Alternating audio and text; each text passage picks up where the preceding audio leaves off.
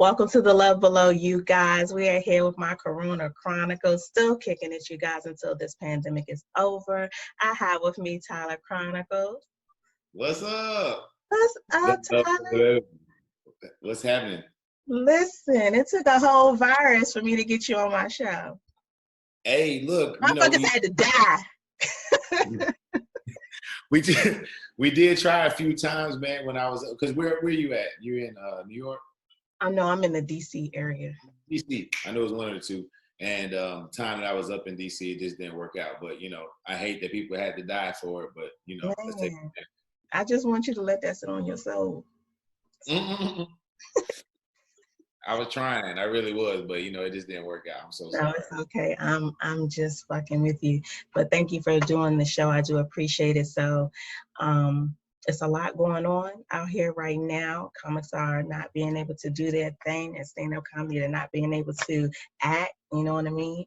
But at least you guys still got the gift of writing, you know what I mean? And are doing so many different things on the internet. So I appreciate you guys still pushing out that content. No doubt. I mean, we got to, it's time for because I don't know, like a lot of the, I guess, YouTube or internet creators haven't really been creating right now because they don't have any people to really bounce off and do stuff with.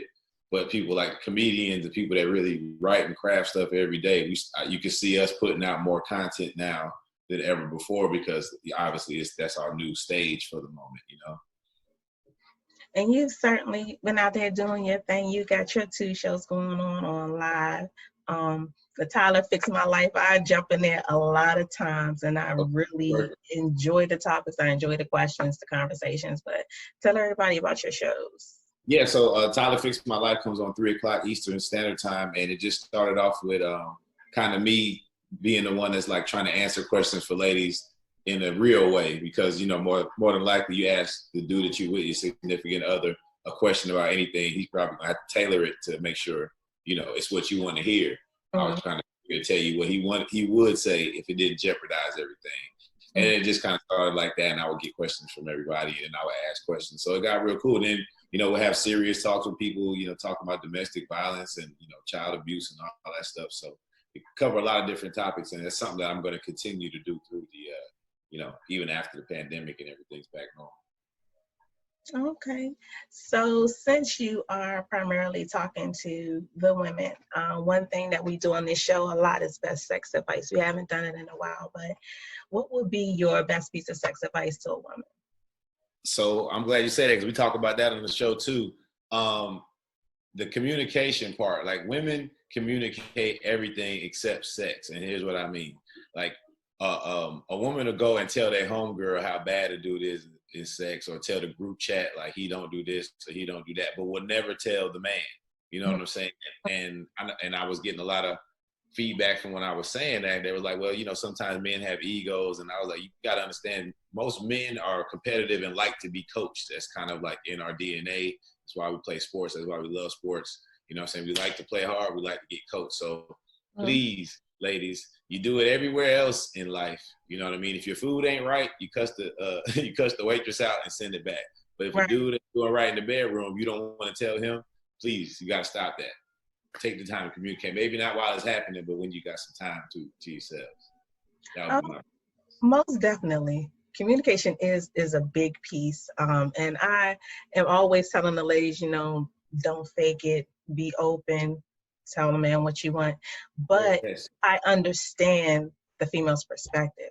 It is very hard to tell some men anything that pertains to their performance. It is. I think and I think that gets misconstrued in what I'm saying too. I'm not trying to say like you'd be negative or whatever, but say, I like this. I like this. I don't really like this. You know what I'm saying? Like, if you don't like getting your nipples sucked, it's something to tell them just instead of having wasting time, because you're not going to know that. Some women like having it, you know what I mean? So that's what I'm talking about, that type of communication, being kind of specific to your likes and your dislikes. So have you been affected a lot in that arena with the coronavirus? Like, I don't know if it's changed. Like, have you been one of those people that's totally recluse, or you still, getting out, mingling, doing those things? Before, I was only really going out and working. So, since I can't really go to comedy clubs and stuff like that, it's kind of been normal for me. You know what I mean? I'm really am an inside the house guy. I'm either traveling to a show or I'm at home working on some shit or, just chilling, watching TV or whatever, or working out. So I'm still working out, still watching TV, still writing. I'm doing everything except traveling. So it hasn't really affected me in that way. Getting with my, I got a podcast and get with the homies and bouncing stuff off. That's been tough not doing that, but it just is what it is. So with you making the change to do a lot of your stuff virtually, are you going to maybe start doing the podcast virtually as well? Yeah, we already have. We got, I believe, 2 podcasts up now, Zoom podcasts online right now, and one more that we already filmed we're waiting to put out on, I don't even know what today is, but Thursdays when we put them out. Yeah. Sometime this week could be another one. Now, so we've already started doing the Zoom podcast, but it's different than when, you meeting and everybody's in there and you pissing off each other.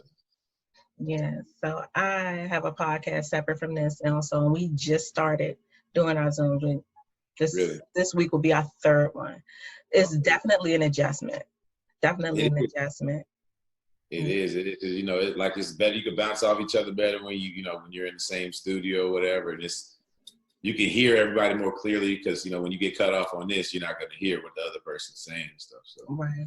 Something to get used to. So when it comes to comedy, a lot of people have been challenged since they've been home. But do you find that challenge to your comedy is a positive thing or a negative thing? Yeah, I've been involved with all different aspects of comedy, from improv to stand up to writing for stand up, writing for improv. So everything, I'm always in the creative mode, and this seems to just have heightened that. And I'm doing sock puppets and all kind of shit now. So it just seemed to heighten that. I know a lot of people that do stand up are just finding a hard time because they need the crowd's energy and have them listening to them to know if their joke's work or not. But I found other ways to write stuff and then get it out there and get a reaction. Oh yeah, those sock puppet things are funny.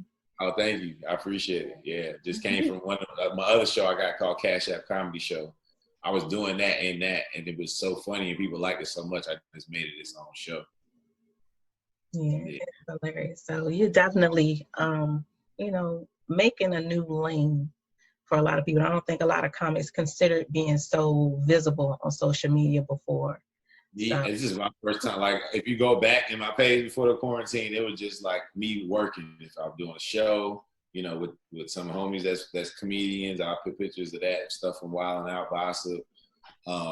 But now, it's a lot more for me. I'm going live 4 or 5 times a day. So, I'm gaining genuine quote unquote fans that I feel are gonna be with me, through whatever. So that's the dopest part. That's what I missed out on before this. That's the lesson I learned. I need to give more of myself as an individual along with, what I'm doing.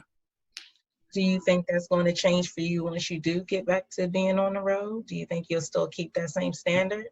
Yeah, I am because I see the benefits of it already. And it wouldn't make sense for me to go on the road and get those. So, when you go on the road and stuff, you might get a fan for a day or 2. You might get a fan for life. But like when you go live and talking, actually letting people talk to you, you talking back to them, and what I'm saying, and then getting them together and they talking to each other. A lot of people that come on my lives all the time, they talk with each other, call each other the Chronic fam. They do Zoom meetings with each other and all that. So, created some friendship with some people all across the country, all over the world, actually. So it's really dope. I couldn't stop doing that now after I see the benefits for it. Yeah, so it's definitely been some blessings that come behind this thing. It's always, I always look at the positive. You know what I mean? I always try to look at the positive. So I'm glad I'm like that, because I know a lot of people aren't like that. I know they're probably really struggling. People that have already been negative before when everything was okay, quote unquote. Mm-hmm. I know they're really struggling right now. Negative people are struggling right now. So I'm glad I'm blessed to not have that energy. That's big. The energy that we exchange, I don't even think some people consider how much of that you can get even virtually. Yeah.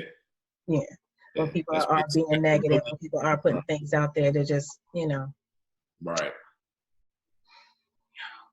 So Mother's Day just passed, and me being a fan of your social media, I always see how much you love your mom. How was this first, well, not this first, but this Mother's Day with the coronavirus? Was it different? Yeah, man. It was difficult for me because I was scared to go down there, with the whole asymptomatic thing, and I got to reading too much stuff about coronavirus. Mhm. So, but I did really think about. I got a few friends. I got one really close friend just lost his mom last month, and then a few friends that haven't had their mom for a while. And I'm like, damn, I got a gift for her. I was gonna ship it to be safe, but I'm like, I got friends that will never be able to get a gift for their mom again, like a lot of them. So I was like, let me get up. It's a couple hours drive. Went down there, was safe as possible. We had a good time. But I still was nervous like the whole time I was there, which was weird to be in my mom's house and be nervous. So that was something. But I'm gonna go back again and just to be around, show the love and get the love I always get. But it's difficult. So Mother's Day was the first day I had seen my mom in a minute. And she came over, I cooked, and it was just us and the kid and my children. So, it wasn't no large gathering or anything like that. Right. But it was like, oh my God, I miss my mom so much. And me and my mother talk, and we on, some sort of visual something when we talk. It's always visual. I'll never just call her regular. So being able to only see her like that and then see her for the first, it was like, oh my God. Yeah, man. It's so tough. Yeah, that's the first time seeing my mom since, I guess, the lockdown or whatever you want to call it, man. It was good to see her, but at the same time, I was like, man, I miss her so much. I do talk to her every day, but it's still different, Yeah, people are definitely going to be more cautious at the end of this and how they deal with people, who they're around. Yeah. There's going to definitely be some changes coming up after this. But I do want to thank you so much for being a part of the Love Below. For everybody who does not know where to follow you, tell everybody where to follow you at. Tyler Chronicles on everything, tylerchronicles.com. Also behind me, you can see we got a comedy album out, Our Special High, H-I-G-H. I'm Tyler. You type that in on any digital streaming platform, I got you. So I appreciate everybody. Appreciate you, T-Bird. Thank you so much. I do appreciate it. Make sure you guys check him out. It's more dope comedians coming. As long as this coronavirus is out, I'm going to keep pushing out these chronicles for you guys. I hope you enjoy. Yes, indeed.